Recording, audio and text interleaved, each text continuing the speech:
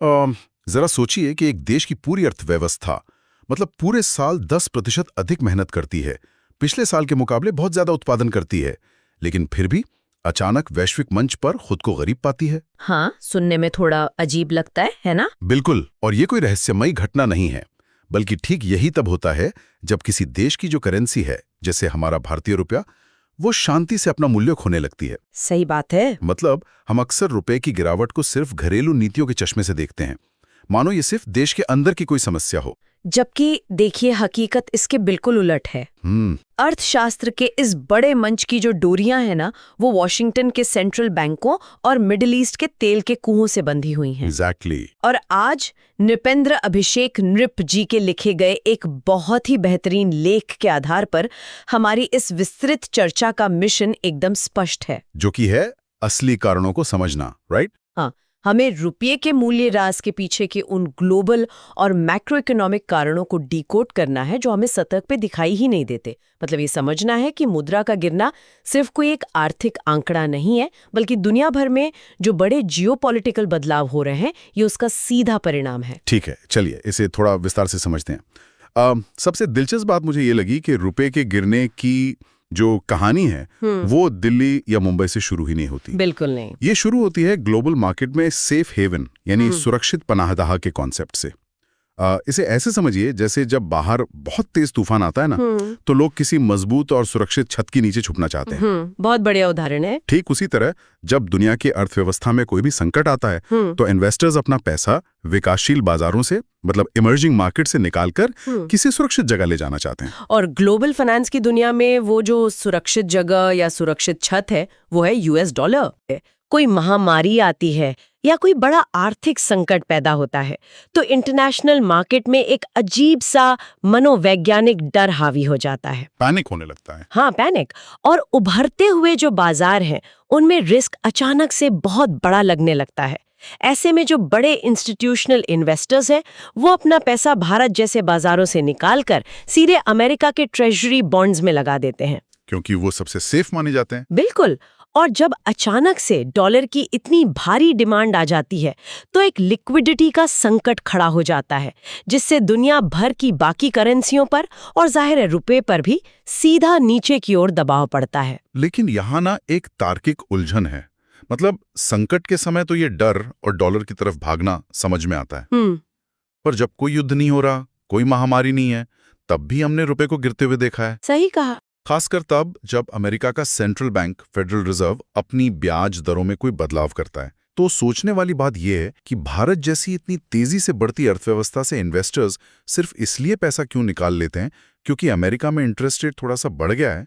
यहाँ सबसे ध्यान खींचने वाली बात यह है कि ये सब इमोशंस पर नहीं चलता। इसके पीछे रिस्क और रिटर्न के संतुलन का एक बहुत ही निर्मम गणित काम करता है। मतलब प्योर कैलकुलेशन। बिल्कुल। दुनिया के जो बड़े हेज फंड्स हैं वो भावनाओं पर नहीं बल्कि रिस्क एडजस्टेड रिटर्न्स पर काम करते हैं। जब अमेरिकी फेडरल रिजर्व ब्याज दरें बढ़ाता है, मान लीजिए दरें 0 से बढ़कर 5% हो गईं, तो इसका मतलब है कि अब इन्वेस्टर्स को अमेरिका के सरकारी कर्ज पर बिना किसी रिस्क के अच्छा रिटर्न मिल रहा है। तो वो कहीं और रिस्क क्यों लेंगे? एग्जैक्टली। अगर बिना रिस्क के अमेरिका में ही इतना सुरक्षित और बढ़िया मुनाफा मिल रहा है तो कोई इन्वेस्टर भारत के शेयर बाजार में अपना पैसा लगाकर एक्सचेंज रेट या मार्केट का रिस्क क्यों उठाएगा? ये तो एक बहुत बड़ा ढांचागत मुद्दा हो गया। मतलब वो जो पूंजी है वो हमारे बाजारों से बहुत तेजी से बाहर जाने लगती है, जिसे हम कैपिटल आउटफ्लो कहते हैं। हाँ, और ये कैपिटल आउटफ्लो रुपए को बहुत नुकसान पहुंचाता है। इसे देखकर तो ऐसा लगता है कि अमेरिका के फेडरल रिजर्व का चेयरमैन अगर वॉशिंगटन में सिर्फ ब्याज दरों को लेकर एक छोटा सा बयान भी दे दे तो हमारे मुंबई के शेयर बाजार को तेज बुखार आ जाता है। बिल्कुल सही कहा आपने। मतलब वहां बॉन्ड डील बढ़ती है और यहाँ विदेशी इन्वेस्टर अपने भारतीय निवेश को बेचकर तुरंत डॉलर खरीदने लगते हैं और इसके कारण रुपए की कीमत अपने आप गिरने लगती है। और इस पूंजी निकासी का जो प्रेशर है ना, वो भारतीय रुपए को हर दिन एक नए निचले स्तर पे धकेल देता है। अगर हम इसे अर्थशास्त्र के नजरिए से देखें तो ये कोई हमारे देश की नीति की विफलता नहीं है, ये तो इंटरनेशनल कैपिटल के फ्लो का एक गुरुत्वाकर्षण नियम है। पैसा हमेशा उसी तरफ बहेगा जहां उसे सबसे सुरक्षित और ज्यादा रिटर्न मिलेगा। सही बात है। तो विदेशी पूंजी के इस बाहर जाने से इकोनॉमी का एक बड़ा हिस्सा प्रभावित हो रहा है। हाँ। लेकिन सिर्फ पूंजी का जाना ही तो एकमात्र कारण नहीं हो सकता ना। नहीं, और भी कारण हैं। वही, जब हम इस लेख के अगले हिस्से पर आते हैं तो भारत की एक ऐसी मजबूरी सामने आती है जो स्थिति को और भी गंभीर बना देती है। अब तेल की बात कर रहे हैं ना? हाँ, यहां मैं एक सवाल पूछना चाहूंगा। हर बार जब रुपए की बात होती है तो कच्चे तेल या क्रूड ऑयल का जिक्र क्यों आ जाता है? मतलब क्या हमारी यही निर्भरता ही हमारी सबसे बड़ी कमजोरी है? निस्संदेह भारत अपनी ऊर्जा जरूरतों के लिए जो कच्चा तेल इस्तेमाल करता है उसका लगभग 80 से 85% हिस्सा हम बाहर से आयात करते हैं। 80 से 85%? ये तो बहुत बड़ा नंबर है। बिल्कुल। और ग्लोबल सिस्टम ऐसा है कि इस कच्चे तेल का व्यापार मुख्य रूप से सिर्फ डॉलर में ही होता है, जिसे पेट्रो डॉलर सिस्टम भी कहते हैं। सही कहा। तो जब भी ग्लोबल मार्केट में कोई टेंशन होती है और तेल की कीमतें उछलती हैं, मान लीजिए $70 से बढ़ के 90 या $100 प्रति बैरल हो गई, तो हमें उतना ही तेल खरीदने के लिए अचानक बहुत ज्यादा डॉलर्स की जरूरत पड़ने लगती है। तो ये तो हमारी अर्थव्यवस्था के लिए एक दोहरे झटके जैसा हो गया। वो कैसे? देखिए, एक तरफ तो ऊंचे इंटरेस्ट रेट्स के कारण इन्वेस्टर्स भारत से अपना डॉलर बाहर ले जा रहे हैं। Capital outflow. और ठीक उसी समय दूसरी तरफ सिर्फ देश को चलाने और तेल खरीदने के लिए हमें खुद भारी मात्रा में डॉलर की जरूरत पड़ रही है। मतलब डॉलर की मांग दोनों तरफ से एक साथ बढ़ रही है। एग्जैक्टली। और इसी डॉलर की भारी मांग के कारण रुपया और भी कमजोर हो जाता है।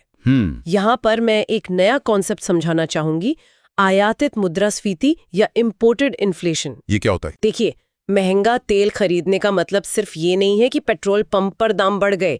ये पूरे देश की सप्लाई चेन में एक शॉकवेव भेज देता है। क्योंकि देश में जो भी सामान बन रहा है या बाजार तक पहुंच रहा है वो किसी न किसी ट्रक या मालगाड़ी के जरिए ही तो आ रहा है। बिल्कुल।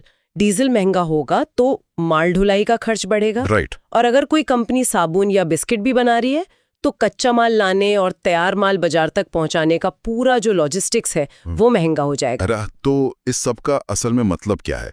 आम जनजीवन पर इसका क्या प्रभाव पड़ रहा है? प्रभाव बहुत सीधा है।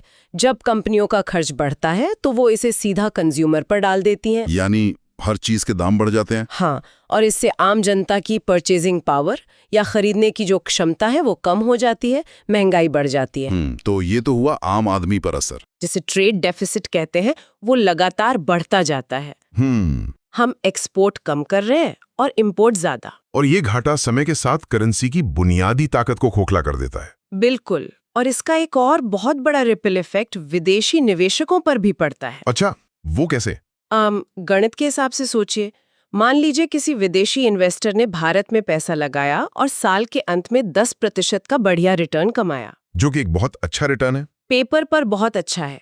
लेकिन अगर उसी साल रुपए की कीमत डॉलर के मुकाबले 7% गिर गई तो ओहो, तो जब वो अपना पैसा वापस डॉलर में बदलेगा तो उसका असली रिटर्न सिर्फ 3% ही रह जाएगा।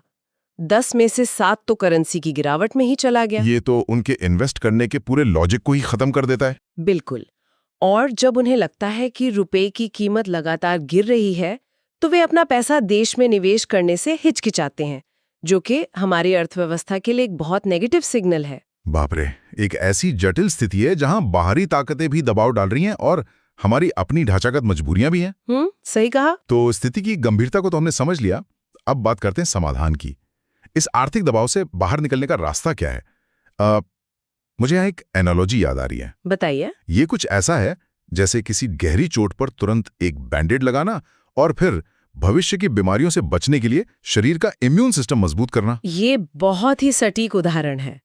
अगर हम बैंडेड की बात करें, यानी शॉर्ट टर्म उपायों की, तो सबसे पहले आता है आरबीआई का हस्तक्षेप, रिजर्व बैंक का रोल। हाँ, जब रुपया बहुत तेजी से गिरता है तो केंद्रीय बैंक फॉरेन एक्सचेंज मार्केट में दखल देता है। वो कैसे करते हैं? भारत के पास अभी जो $600 अरब से ज्यादा का विदेशी मुद्रा भंडार या फॉरेक्स रिजर्व है ना, आरबीआई उसमें से डॉलर निकालकर बाजार में बेचता है ताकि डॉलर की सप्लाई बढ़े और रुपए को थोड़ा सपोर्ट मिले। एग्जैक्टली। इससे बाजार में जो पैनिक है वो कुछ समय के लिए शांत हो जाता है। लेकिन जैसे घाव पर सिर्फ दबाव डालकर आप खून बहना कुछ देर के लिए तो रोक सकते हैं, लंबे समय तक आप अपना खजाना सिर्फ करेंसी की कीमत बनाए रखने के लिए खाली नहीं कर सकते ना। बिल्कुल नहीं। वो जो फॉरेक्स रिजर्व है वो दशकों की मेहनत से खड़ा किया गया एक बफर है उसे सिर्फ करेंसी को एक आर्टिफिशियल सपोर्ट देने के लिए अंधाधुंध जलाना समझदारी नहीं है।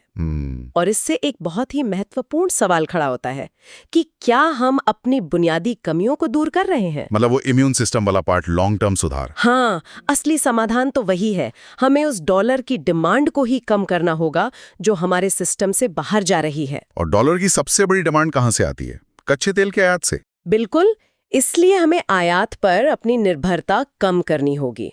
ऊर्जा के क्षेत्र में आत्मनिर्भर बनना होगा। मतलब रिन्यूएबल एनर्जी, सोलर पावर और इलेक्ट्रिक व्हीकल्स की तरफ तेजी से बढ़ना। सही कहा। अगर हम अपनी फॉसिल फ्यूल्स की निर्भरता को आधा भी कर लेना, तो हर महीने तेल खरीदने के लिए जो अरबों डॉलर चाहिए होते हैं, उनकी डिमांड अपने आप कम हो जाएगी। और डॉलर की डिमांड कम होगी तो रुपया अपने आप मजबूत होगा। एग्जैक्टली। और इसके साथ ही हमें घरेलू विनिर्माण यानी डोमेस्टिक मैन्युफैक्चरिंग को बहुत बढ़ावा देना होगा। जैसे मेक इन इंडिया या डिजिटल इंडिया जैसे इनिशिएटिव्स हैं। हाँ, हमें पॉलिसीज और इंफ्रास्ट्रक्चर को मजबूत करना होगा, बैंकिंग सिस्टम को सुधारना, बिजनेस करने की प्रक्रियाओं को आसान बनाना, जिसे ईज ऑफ डूइंग बिजनेस कहते हैं। और लेबर या लैंड रिफॉर्म्स लाना भी तो जरूरी है ताकि अर्थव्यवस्था लंबे समय तक झटके सह सकें। बिल्कुल। जब हम बेहतरीन प्रोडक्ट्स खुद बनाएंगे और एक्सपोर्ट करेंगे, तो बाहर से विदेशी करेंसी हमारे देश में आएगी और वही हमारे रुपए को असली मार्केट ड्रिवन मजबूती देगी। यहाँ आकर बात बहुत ही दिलचस्प हो जाती है। मतलब आज की इस चर्चा से ये बात पूरी तरह साफ हो जाती है कि रुपया भले ही भारी चुनौतियों का सामना कर रहा हो, लेकिन एक स्थिर और मजबूत करेंसी सिर्फ एक आर्थिक आंकड़ा नहीं होती। बिल्कुल नहीं। एक मजबूत करेंसी दरअसल राष्ट्रीय स्थिरता और आत्मनिर्भरता का प्रतीक होती है। यह दिखाती है कि देश का ढांचा कितना लचीला और मजबूत है। और यही हमें आज के एक अंतिम गहरे विचार की ओर ले जाता है। जरा इस बारे में सोचिएगा। अगर दुनिया में उथल-पुथल ऐसी बनी रहती है और ग्लोबल क्राइसिस के समय हर कोई सिर्फ डॉलर की तरफ ही भागता है, तो भविष्य में किसी देश की असली ताकत क्या होगी? बहुत ही प्रोवोकेटिव सवाल है ये। है ना? क्या वो ताकत सिर्फ उसकी करेंसी के एक्सचेंज रेट से तय होगी, या फिर इस बात से कि जब दुनिया के बाजार पूरी तरह बंद हो जाएं, तो क्या वो देश ऊर्जा, तकनीक और खाद्य सुरक्षा में पूरी तरह से आत्मनिर्भर होकर अपने पैरों पर खड़ा रह सकता है? सोचने वाली बात है। बिल्कुल। इसी विचार के साथ हम आज की इस विस्तृत चर्चा को यहीं समाप्त करते हैं।